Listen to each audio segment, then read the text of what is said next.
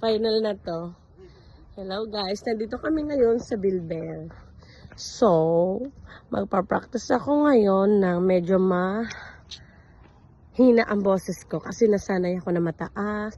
Kaya, sabi ng iba, parang galit daw ako. Pero hindi naman ako galit. Parang daw ako na may kalaban parate kasi nga ganun nga yung boses ko. Pero hindi talaga ako galit. Wala naman akong kalaban. Actually, sarili ko lang talaga kalaban ko. Ganun. Pangit lang talaga ako magsalita. Kung ang asawa ko pa nga, sabi niya yung boses ko para daw akong bakla. Ako lang bakla na may matres. Ako lang bakla na may anak. Ganun.